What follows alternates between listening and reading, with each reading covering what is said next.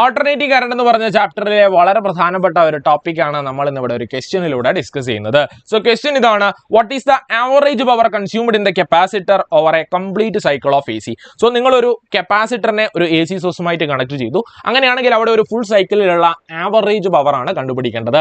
Average power കണ്ടുപിടിക്കാനുള്ള general equation നമുക്കറിയാം, അത് P average is equal to VRMS into IRMS into cos phi ആണ്. Phi എന്ന് പറയുന്നത് ഫേസ് ഡിഫറൻസ് ആണ്. കറണ്ടിനെയും വോൾട്ടേജിനും ഇടയിലുള്ള ആ ഒരു ഫേസ് ആംഗിളിനെയാണ് നമ്മൾ ഫേസ് ഡിഫറൻസ് എന്ന് വിളിക്കുന്നത്.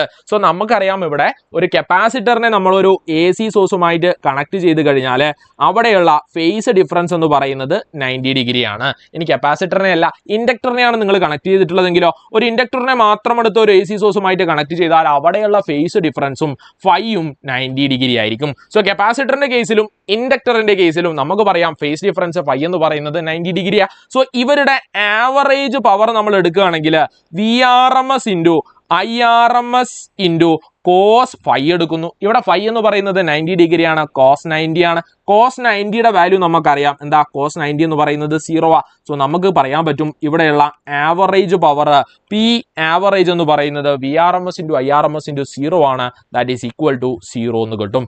സോ ഒരു കപ്പാസിറ്ററിനെ മാത്രം കണക്ട് ചെയ്തിട്ടുള്ള സർക്യൂട്ട് ആയിട്ടുള്ള പ്യുവർ കപ്പാസിറ്റീവ് സർക്യൂട്ടിന്റെ കേസ് എടുത്താലും, ഒരു ഇൻഡക്ടറിനെ മാത്രം AC സോഴ്സുമായിട്ട് കണക്ട് ചെയ്തിട്ടുള്ള പ്യുവർ ഇൻഡക്റ്റീവ് സർക്യൂട്ടിന്റെ കേസ് എടുത്തു കഴിഞ്ഞാലും നമുക്ക് പറയാം ഇവിടെയുള്ള ആവറേജ് പവർ 0 ആണ്. കോൺസെപ്റ്റ് ക്ലിയർ ആണോ? Thank you.